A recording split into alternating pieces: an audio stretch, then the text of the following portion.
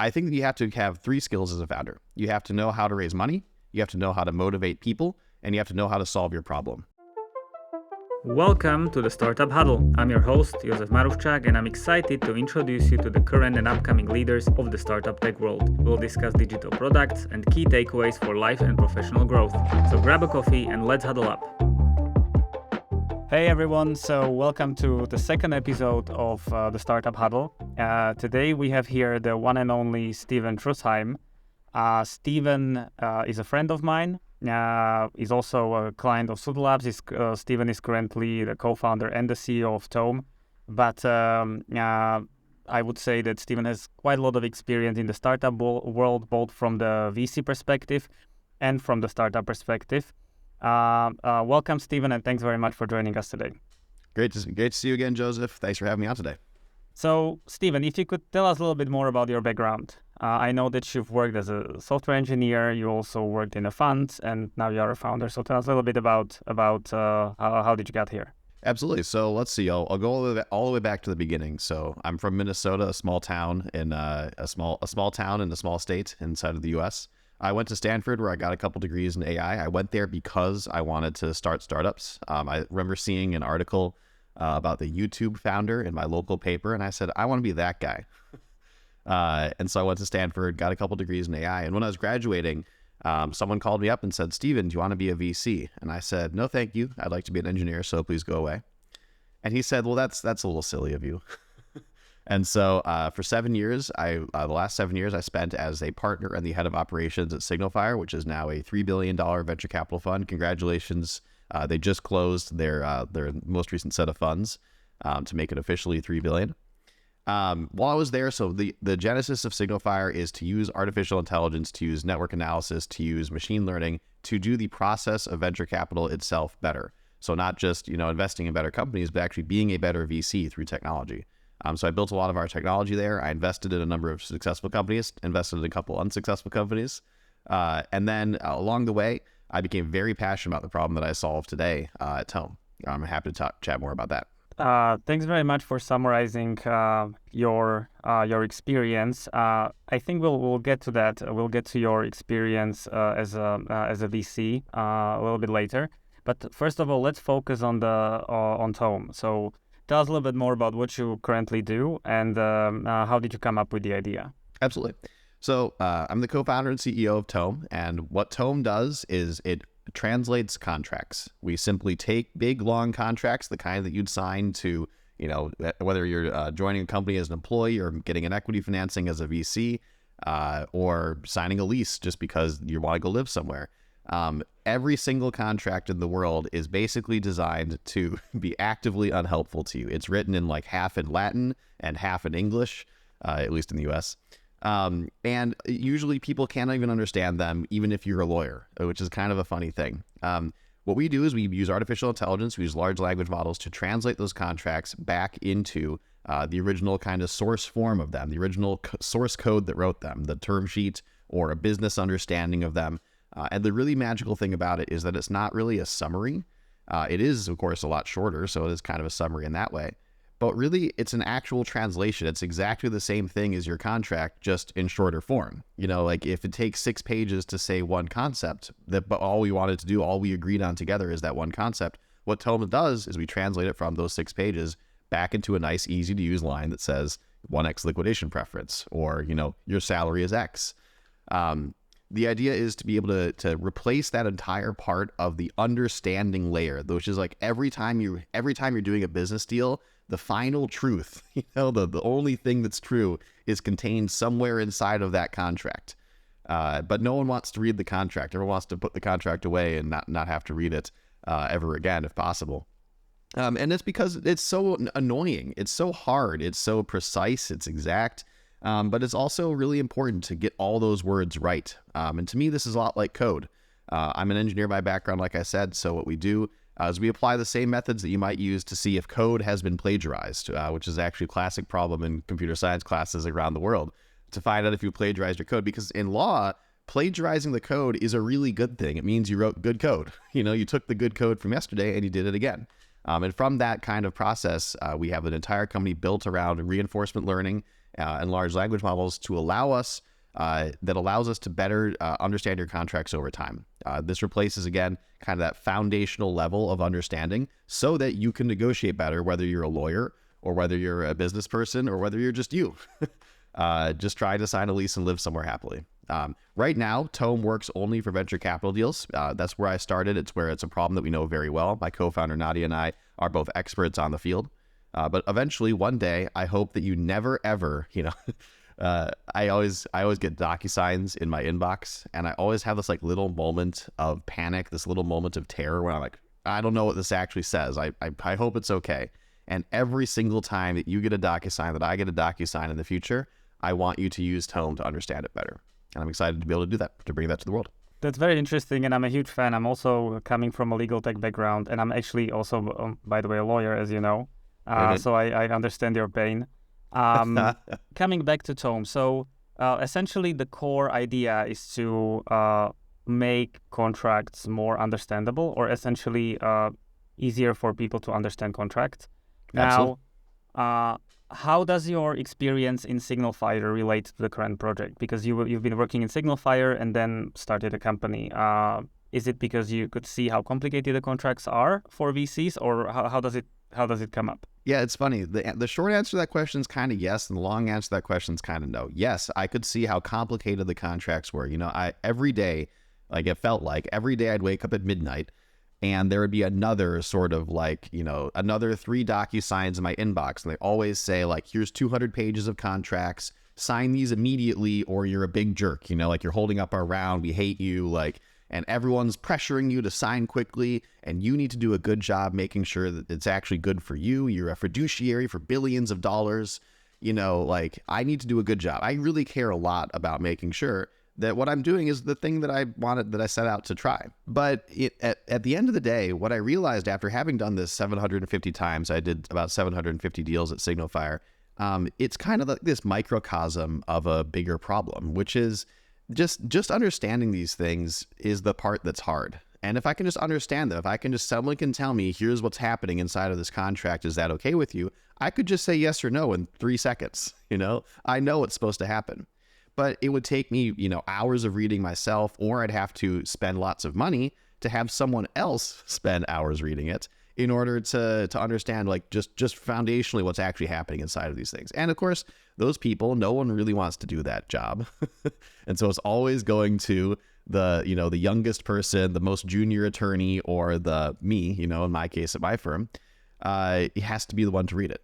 So that's actually ironically the short answer. Yes, they're really complicated. The longer answer is no, they're not complicated. They're actually just copy and pasted together. And if we could just recognize 99% of the time, a contract is just, you took something that happened before, you copy and paste it in, and you go from there. And if we can just recognize where it is copy and pasted from, if we can do the analysis on here's some good language that means X, here's some good language that means Y, and what you want to do is X plus Y, so we've copy and pasted both of those things in. That's actually a super helpful way to make a good, reliable business deal together.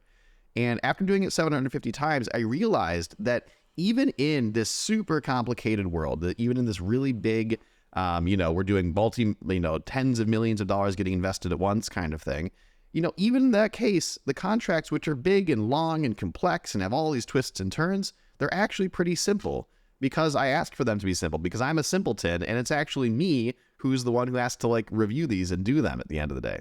So when it's so simple, but it has to be executed so complicatedly, that's exactly the place where a computer can do a great job translating between the two languages. There's complex legalese on one side, and then on the other side, there's just a simple, all I want to do is a normal business deal today, please. Can you make that happen? And that's exactly that gap we use LLMs to close. Gotcha. So it seems like you're really simplifying essentially quite a big problem. Now, what do you need to understand those contracts from the product perspective? How big? Yeah. How difficult it is? How difficult this problem is to tackle? Yeah, I think it's it's kind of funny. Like ChatGPT, everyone. All of a sudden, people are paying attention to artificial intelligence again. It was kind of uncool there for a little bit, and now it's really cool again, whether you're playing with Midjourney or ChatGPT or whatever. What you need to solve this problem, though, as an AI engineer by background, like I have 2 degrees in it, and I love AI with all my heart. The problem is it doesn't work all the time. A good rule of thumb is 99-1.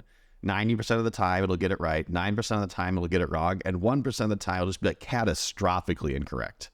And in the field that we operated in law, in contracting, the actual idea here is to get it to be perfect. You know, if I was wrong 10% of the time at my day job, I would just be fired. Rightly so.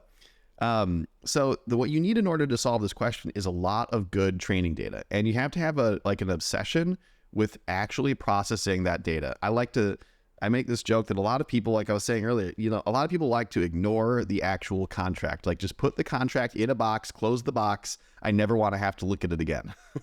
But what we do is actually be the people to read the contract, to sit down and read every single word of it. And the most important question when you're reading every word of a contract isn't really like, what does this say? Which is also really important. The most important thing, though, is how does it relate to everything else it could say?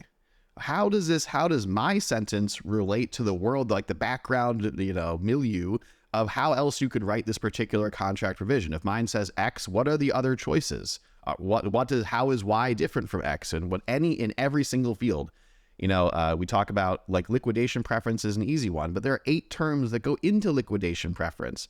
And like, how is yours getting executed in a way that's similar or different from what you might expect, having read one page of one book about liquidation preference once? And so what we really need to solve this question is lots of training data, lots of source data, which is a great reason to start in a field that we know very well. And so currently Tome works for, you said VC contracts. What exactly do you mean by that? Or VC space? Anytime that you're signing a early stage VC deal, so a Series Seed investment, a Series A investment, I should also specify, we work for the United States only. So it's US only and venture capital contracts, which is surprisingly just the part where you, VC writes a term sheet and a company says yes to the term sheet, and then they do all the work to make the contracts happen after that. That part, the doing all the work to make the contracts happen, is a $3 billion per year industry, just that translation process. And that's the very first place we saw it. In the US in general, legal, like law translation of contracts is a $500 billion per year problem, and it's even larger across the world. It's crazy. I mean, I think it's America's 7th largest industry. We got like oil and gas. It's actually bigger than media. And number 7 here is just being able to do legal work faster. And what do you think will be the next area where Tome will work? Do you have any? Obviously, I mean, it might still be under the research. You might still maybe you still don't know the answers. But what do you think will be the next step? I know exactly what our next steps are. So we're starting venture capital deals. And then what we want to give you is a product that works not just for VC deals, but for every other kind of contract that you might be signing, whether you're a VC or a founder. And it turns out that VCs and founders both have to sign lots of other similar contracts, like SaaS agreements and venture debt agreements and employee contracts and option agreements and, lease, like commercial leases. Those kinds of questions, those kind of contracting problems, we want to be a solution that we want to solve one problem first, which is a really hard problem to solve, and we spend a lot of time working on that. But then to us, it's not quite exactly rinse and repeat, but it's a little bit like Uber or Lyft opening new markets. It's like the same problems, the same technology, the same customers, and we just need to go with like a different, like local conditions kind of thing. We have to have a training set of employee contracts so we can know what normal employee contracts look like in 2023 in Silicon Valley. And we want to be able to be a one-stop shop for all of those legal risk questions for particular customers one at a time. And then like big ... like we go from VCs to tech companies, we go from VCs to limited partners, we go from tech companies to like commercial landlords, and then like a big ... And I really do want to, it's really important to me that the technology that we build can be easily and equally distributed to everyone. One of the reasons I started Tome after this big ... is that 60% of leases, there's an academic study, 60% of regular everyday contracts that people sign are illegal in some way. Residential leases in the city of Philadelphia. Also, 92% of Americans can't afford a lawyer. And when you put those two statistics together, it's just an unequal playing field. Like justice isn't blind when those two things are happening at the same time. So the intention of our technology is to be able to bring this power of translation, of understanding, to really raise the bar for the minimum set of legal analysis that you could possibly receive. And I really care about bringing this to everyone. And that's like a 10-year vision down the line. I don't know how we get to residential leases in Philadelphia, what kind of winding path would bring us there. But I know the same technology, the same problems apply, the same technology can be used to solve them, and we want to get there shortly. Amazing. So I think I see we've spoken several times, right? And I see that you're very motivated by also the higher purpose that Tome can achieve. But you also need to earn money as a company. And what exactly? That's a good idea. And who exactly is your target customer there? So you have two contracting parties, and also you have lawyers who are planning to charge, who you are charging, whose life are you making, in whose life you are making the biggest difference there. The short answer is that we charge the venture capital firms directly right now. Our initial test, our ICP, is small venture capital funds with like $50 to $150 million in assets under management.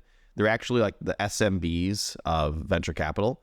A multi-billion-dollar fund probably has 50 to 100 employees. A $50 million fund might only have like 4 people. It's that small of a company. And they don't have really good solutions to solving these kinds of questions. They get all the contracts, they're fiduciaries, and you either have to hire someone for thousands of dollars an hour to give you a quick yes, no, or now you can use Tome, and in 60 seconds or less, we will tell you, here are the key flags, here are the things to pay attention to, here are your key negotiating points, here are the details that you might care about, that you need to know. We sell through lawyers sometimes. A lot of lawyers actually are really excited by the idea that they even don't have to read the contracts anymore. As you become, a bigger and better attorney, you move out of having to read the contracts. You have people to do that for you now, so that you can focus on the negotiation. We kind of skip that part of having to hire on other folks, basically, to me, like consigning the young kids to the fate of reading contracts all the time. We kind of skip that part and let attorneys become better directly. I would say that the field that we play in is actually a really interesting one. So there's a lot of people that focus on using artificial intelligence or SaaS software in general to do what they call contract lifecycle management, CLM. We actually don't do that. CLM's kind of actually, funnily enough, a smallish industry. The bigger industry is something called alternative legal service providers, ALSPs, which are basically, this is a category invented in like 1990 to be the outsourcing part of law firms. And so literally $28 billion of that $500 billion a year earlier that I spoke about, $28 billion of that goes to firms that outsource your contract work to India. And it's almost, for some reason, always India, from the United States to India. And to me, it's like such a rich and interesting industry to play in, because what people actually want is not to have to deal with contracts. People don't actually, every time that you build software, legal tech software for contracting, the most important thing to start with is that nobody wanted the contract in the first place. Nobody actually woke up that morning and said, I can't wait to draft this contract. They woke up and said, I want to make this deal. I want to live in this house. I want to work with this partner. And the contracting process can be made a lot better by ignoring it, by eliminating it, as an entire point of contention in your business negotiation. And that's what we're really building software to do. That makes a lot of sense. And so getting back to exactly who your customers are. So in the negotiation between a VC and a founder, the VC is a more powerful party there. Mm-hmm. Yet, they are paying for your solution. So is it going to be like the next standard thing that, is it another benefit for the potential founders that they can actually better understand what the VCs are making them to sign? Or how does it work? Yeah. So we sell to VCs today. We also give it for free to founders. So if you're a founder listening, I would love to help you understand your early stage venture capital transaction faster. Our product is free for founders because eventually one day I want to bring you the same experience for all of your contracts. So just remember that when I come and call you up for a $10,000 SaaS contract. The reason to sell to VCs first is because founders do this every so often. VCs are doing this every day. When I was a VC, I would typically have 7 to 10 deals kind of on my plate at any given time. So and the other funny thing about VC is that it's not like you mentioned earlier, it's like a 1-to-1 contracting process. In VC, it's actually like a 1 to 50 contracting process. You have one deal and you have three major VCs, 4 smaller VCs, and 10 angels getting in on the same deal kind of thing. And then that kind of snowballs. And then the next round, you have all those people plus 10 more in the next round. And so the place we start, the place we are best at serving is when you're not the lead investor, because the lead investor and the company both spend like $50,000 to $100,000 a piece.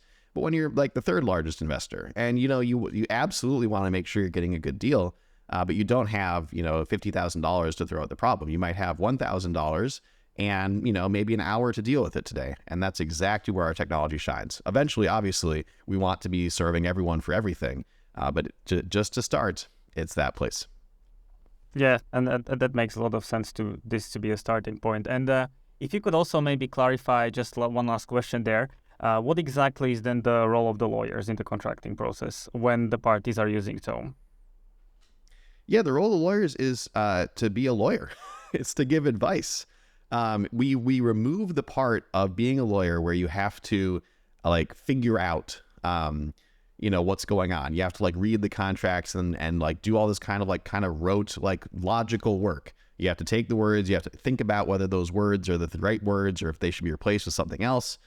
We do all that analysis in 60 seconds so that the lawyer can focus on what do we actually what should we do here? For example, a lot of folks ask, can you help analyze my term sheet? And the hardest part of analyzing a term sheet is that the answer is often, I don't know. It's should I take this deal or this deal? And it's this one's slightly better over here, and this one's slightly better over here, but I kind of like these guys better, but I think they might be jerks or whatever, and and all those questions, those are really hard questions to answer. And that's exactly where you need someone that you can trust as both as a consigliere, as much as a therapist, almost as much as a business person that's really smart that'll help you out. So the role of a lawyer is to do the negotiating. It's to be the support person that the business needs in order to make great decisions. But we just remove the part where you have to do all of that, grunt work analysis first. Yes, and I completely get that, especially that groundwork analysis and then this back and forth between different parties where essentially, it takes weeks, if not sometimes months, to understand and negotiate simple contracts. So I guess that at this point, parties will go directly into what matters, and that's the business nature of the deal. Yeah. So where are you currently with Tome? What is the next step? What is the immediate future right now for you guys? So it works today for early stage equity financings and early stage financings in general, so SAFEs and Series Seed. The next thing to do is Series A. The next thing to do after that is Series B. The next thing to do after that is Series C. And then after that, we go into different services, kind of verticalizing the stack of things that you need to do to get a venture capital investment done. The process of actually closing a VC transaction is just the most broken thing in the world. It's just you can kind of look anywhere in the problem domain, and it's all manual. It's all people emailing each other. It's all disconnected, disjointed systems that we can fix. So we're going to go horizontally into different kinds, or kind of incrementally, contract by contract, figuring out what other contracts can say. The fun thing, actually, we spent all this time understanding what's really possible inside of contracts. And I'm the first person, I think, to be able to know that there are 1,408 things that you can pick inside of a venture capital transaction. That's how many things there are.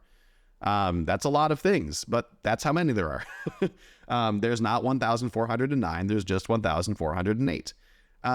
And that analysis, that process of understanding all those places you could pick, what options there even are inside of those, that's a really hard problem. And we will keep doing that incrementally, domain by domain. But then eventually the next steps after that, there's just the nonsense that goes on when you actually are ready to sign and wire your money. Okay, we're all actually ready to sign and we're all actually ready to wire money. That part also stinks, just having to spend a lot of time putting together signature blocks in DocuSign and make sure that the money comes in, and did everyone wire in their money, and no, someone didn't, so what happens now?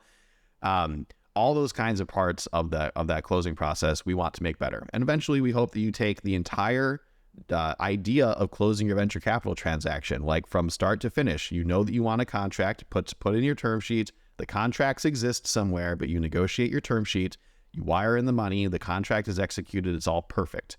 That's the vision that we have over the next few months. Well, good luck with that, Stephen. Thank you. Now let's get maybe a little bit deeper into your experience as a founder and your personal experience.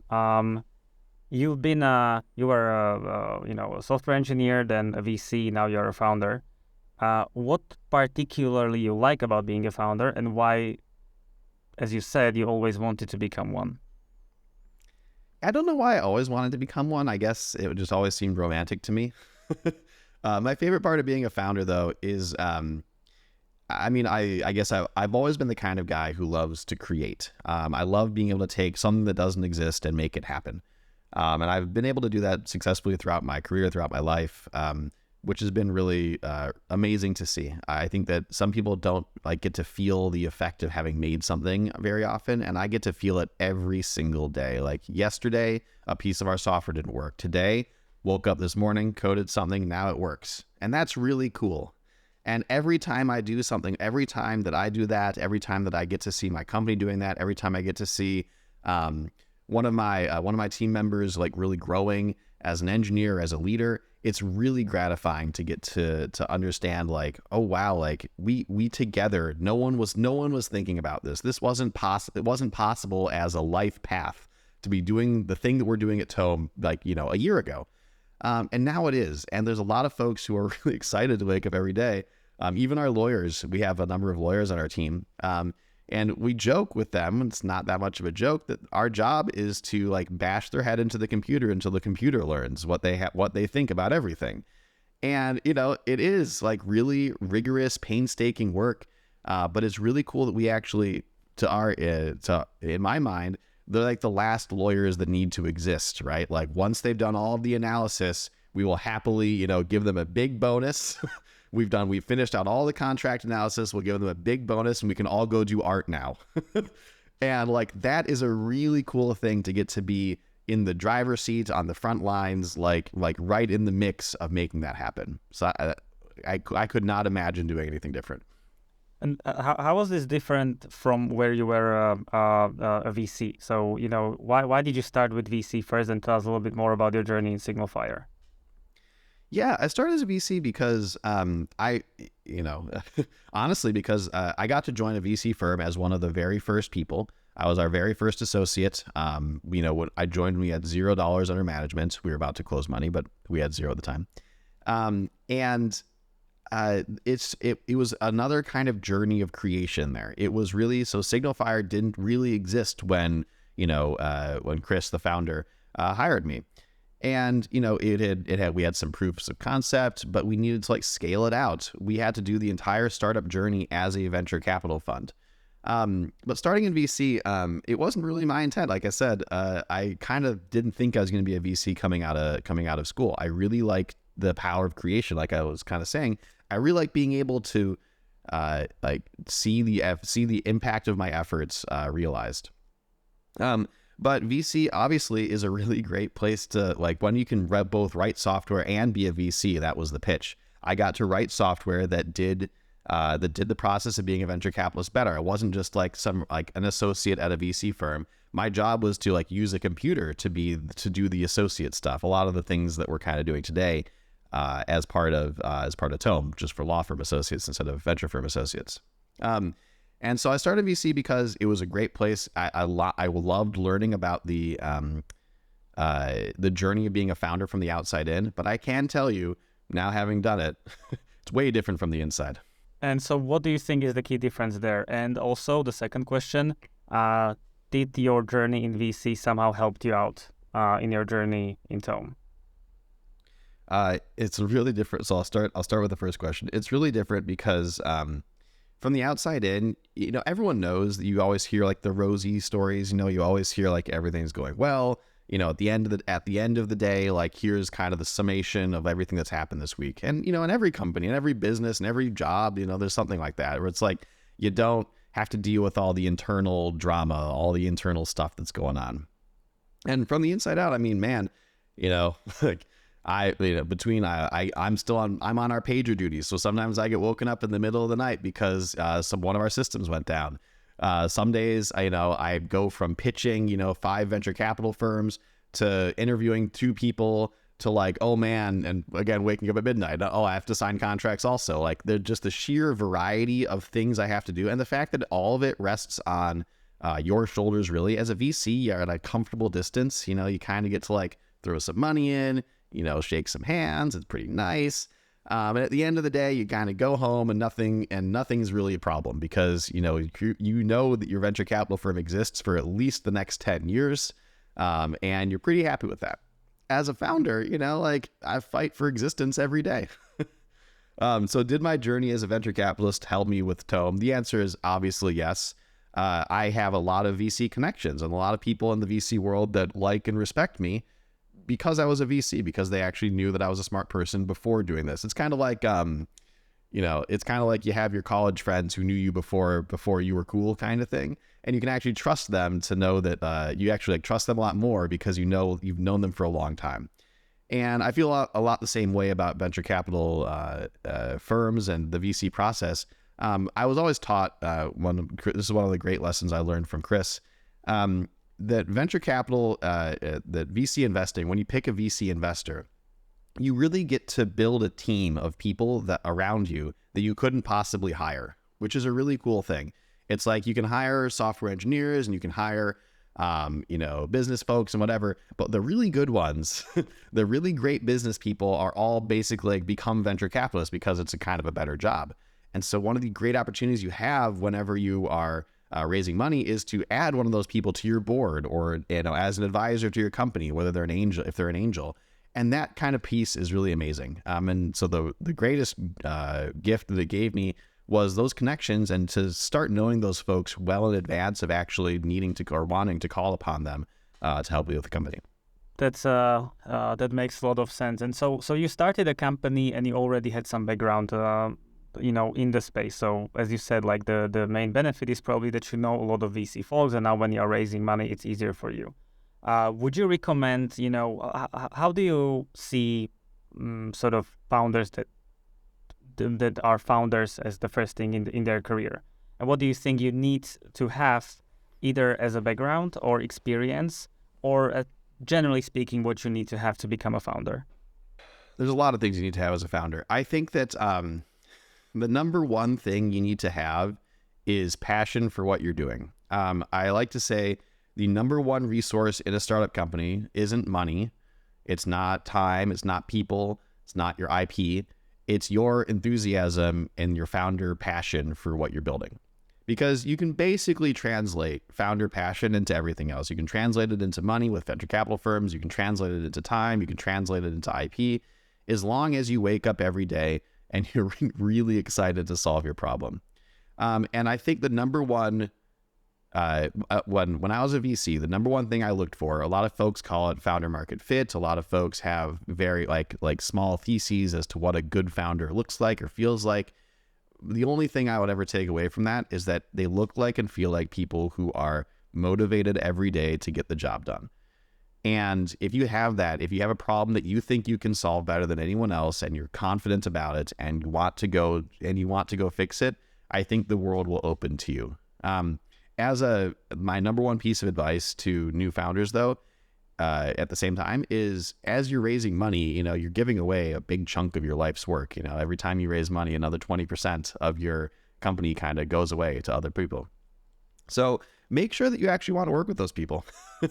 The fundraising process, it gets into all these dynamics of what kinds of valuations you want to have and like what does the journey and the arc of the company look like and all that kind of thing. But what you need is people that you want to work with for many, many years, people that you want to give 10 to 20% of your company to because they're going to help make you better. It's not just about the money. It's about that relationship that you're going to have. So find great advisors, find people that you trust, find even if they are smaller or less well-known or, won't help you necessarily with some of the things that the big firms are promising or something like that. You got to find someone who's really in your corner all the time.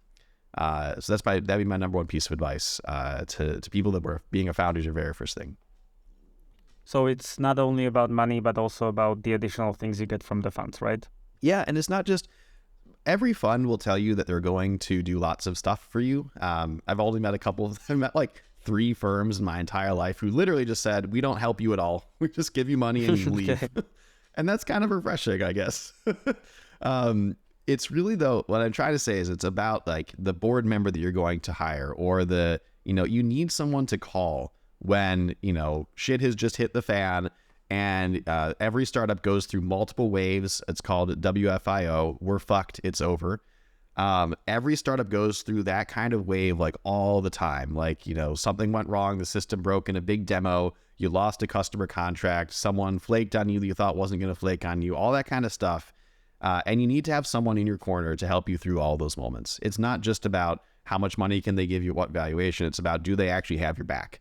Because if they have your back, and if you have enthusiasm and someone that has your back, the world is your oyster. There's a good theory that I like a lot called the first follower.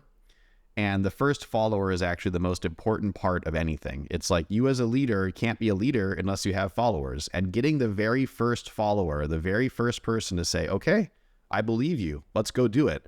That part is really hard. And you got to make sure that person's actually in it with you, not just in it at your expense.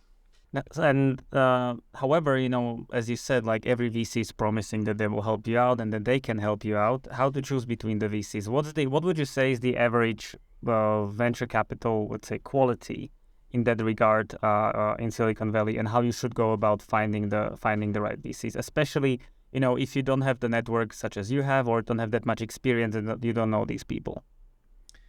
I would start by getting to know those people. I think there's no substitute for just for like actually interacting with them. The average quality of VC is in my, I'll be a little bit of a jerk. It's pretty low. I mean, it's like they'll promise to do things, and occasionally you can call them up and they'll give you some advice or give you one introduction or that kind of thing. If you have 5 or 6 of those folks, that can actually be like a lot. I mean, that can actually be perfect. A lot of people back in 2021 were putting together big party rounds that had lots of firms, so they could call up anyone to get any access to anyone, kind of thing. If you're brand new to VC, I mean, think about this as as a game, and do you even know the players of the game? And everyone knows that the way to win the game is to not have to go out and fundraise at all. It's just to have people coming to you. So, as a brand new founder, you're probably not even anywhere close to that level of credibility or access or that kind of thing. So how do you gain that kind of level of credibility and access? A great place to start is with accelerators who can help start putting like that nice shine on you. The Y Combinators of the world. Pair is a great VC fund with an accelerator program in Silicon Valley as well. But really starting there and like building up that, like those reps, that like building up the gravitas to be able to go out to big VC firms with your head held high, knowing that you have a great company, and finding those folks, early and as early as you possibly can on that journey. I think that you just have to, if you want to become a great founder, like 50% of the job is, at least 50% of the job is to be the person who's talking to investors. And so start talking to investors all the time. See how that, there's no substitute for just doing the work. Yeah. So as you mentioned, year 2020, year 2021, where, there was a lot of money available on the market. Yeah. There probably still is a lot of money available on the market right now, but a lot of people are saying that the fundraising market essentially changed and the whole environment changed. Mm-hmm. Do you see any particular changes yourself? And maybe if you could elaborate, I guess you are also right now in the fundraising process, if I'm not mistaken. Absolutely. So how do you see the situation, sort of before 2020 and COVID and right now? So I've been a VC. I've been investing in companies for about 10 years now. So that's that puts me right before the last crash.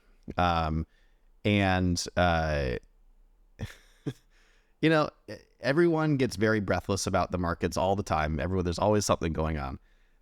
I think that what happened in the year 2023 so far, 2022 and 23, is that we've gone back to like 2018, 2019. 2018, 2019 was like a really good time to be founding a company. It was, you had to have a regular business with a regular business plan, and you had to be able to make money, when people paid you with money. And then in like the year like 2020 and 21, everyone kind of lost their collective minds. And, the most random companies would get funded.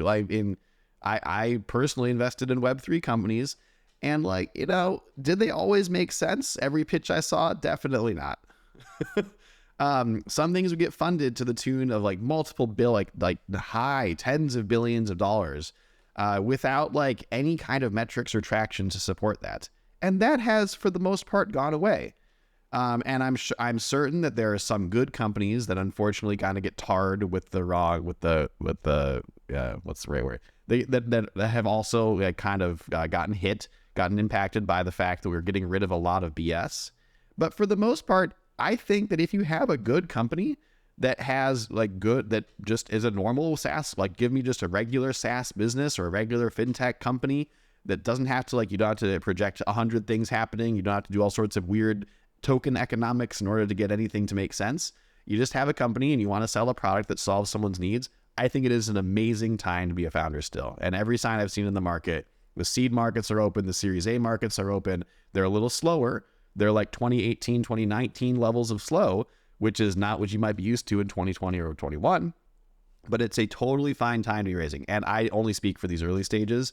I have no idea what's happening at the upper echelon of you have a Series D company and you're about to go public and Stripe misses the window and all that kind of stuff. That's not my world.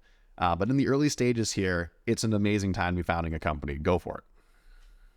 Perfect. And however, what exactly the early stage founders are saying right now is that, you need to, before you fundraise, you need to show some sort of attraction. And in order to show some sort of attraction, you normally need to have at least some proof of concept or an MVP. The problem is that, how are you going to build that if you don't have money, and especially if you do not have, technical skills to do so? So how would you go about this?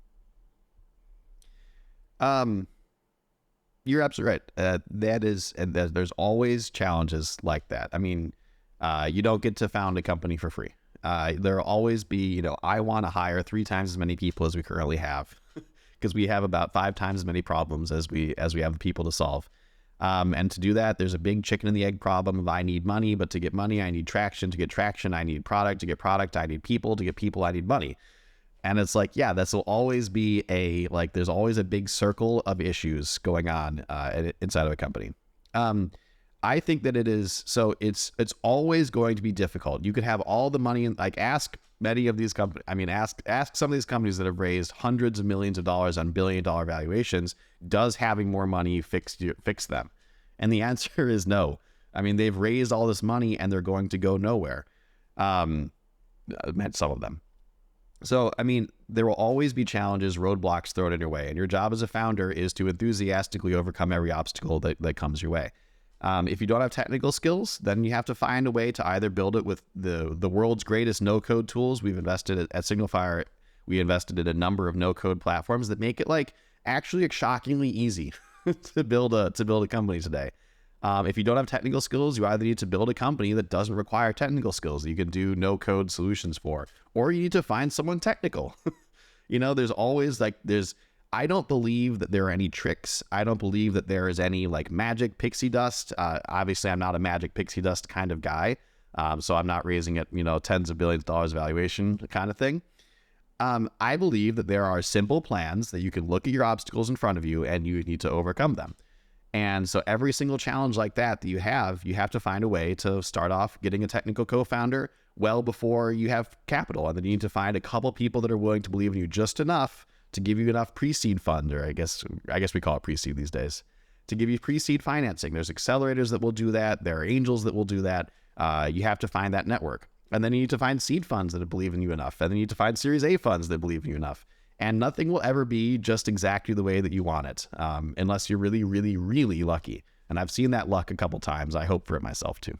Yeah, so the takeaway probably is that truly the years 2020 and 2021 were maybe too easy for the founders when, crazy valuations, essentially for ideas, nothing built, nothing proven. That's and a little now it's getting back to the normal. That's my takeaway. I would say that it's not good for it to be difficult for founders. I think that it should be easier for founders. Even when I was a VC, And it was, we had to do like things were bad for VCs because founders had all this power. I thought that was great for the world. As a whole society, I think we should really strive for times when founders have it easy. But even when founders have it easy, I guess it's important to note that even if you have it easy, it's not going to be easy. Every day you have to wake up and go solve the hard challenges. And so, yeah, things have gotten tougher for founders, and that is unfortunate. And if you're going to be a founder, you have to live with that reality. And you're going to have to live with lots of other unpleasant realities along the way too. Perfect. So maybe now it brings us to your reality as a founder. So tell us a little bit more about maybe the hardest things you have encountered so far, and how you deal with them. Maybe something particularly related to Tome and the early stages. Well, luckily we haven't had any disasters yet, so that's really good. So nothing's been like critical crisis levels of ending. The hardest part is again, that's a good question. The hardest part has been when the product, it's been really amazing to see how much our customers love our product, despite it being still in the early kind of innings. I wake up every day and like, oh, man, I want to make our product 20% better today. But even when we can't do that, when we don't have the resources to perfect every pixel, to make every data point, not just correct, but like really beautiful. That kind of stuff is always hard for me. And there's a really big tension, as you're already pointing out, between the amount that we want to make our product better and the time and resources that we have to get that done. So I think the hardest thing we'll go through as a company is, as you mentioned, we are fundraising right now. And, we people don't like the valuations that we want to get based on our traction so far. And that will always be like, that's always a final thing. Like, you like the product, you like the technology, you like the team, but the valuation's too high kind of thing. There's always, you can never get it all. But so that's been, I like to call it getting punched in the face every day. I mean, I talk to investors every single day, and, 99% of them are going to say no. And then, 3 of them will say yes. 3 out of the hundreds of people that I talk to will say yes. And waking up every day and going to do that, emotionally taxing, I got to tell you. How do you deal with that? What do you do to make your life maybe easier, less stressful, if you do anything else than running a company? I've seen several founders that really live the company, I would say.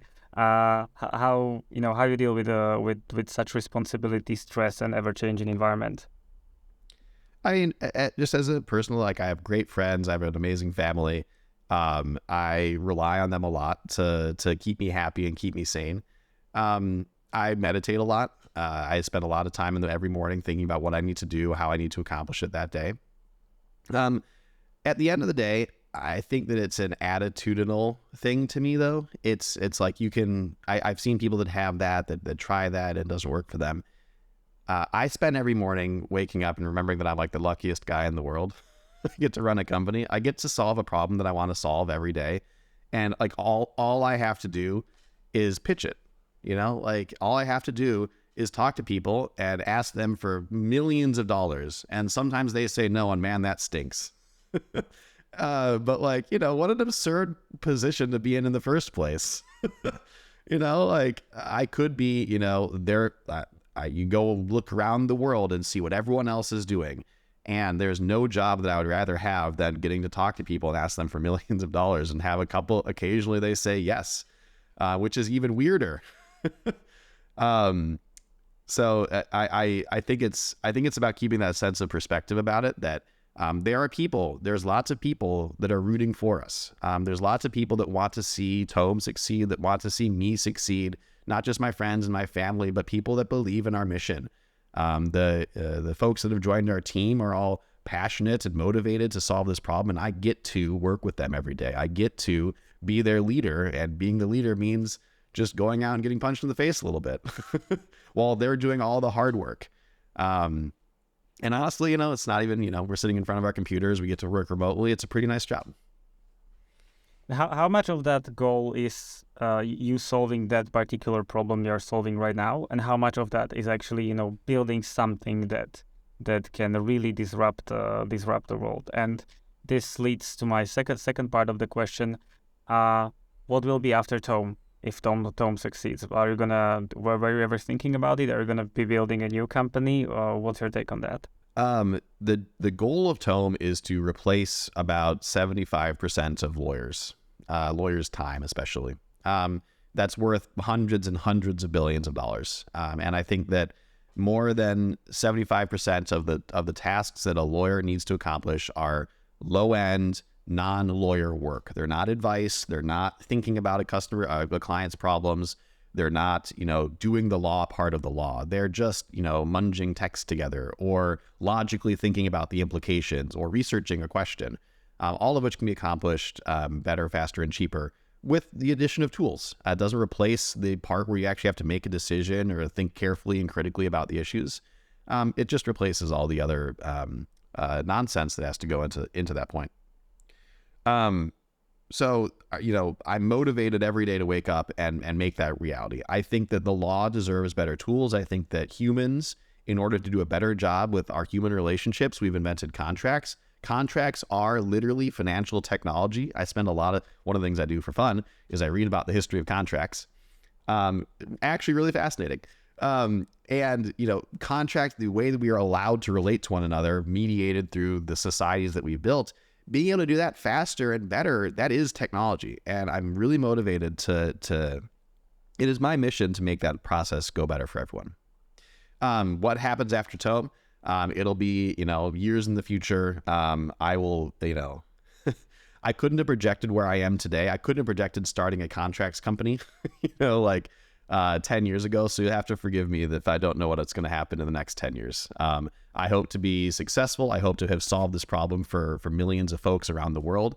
And I hope to basically be able to take the same underlying ethos, the same underlying approach to using artificial intelligence to solve human questions, and both invest in folks and solve other challenges like that in the future.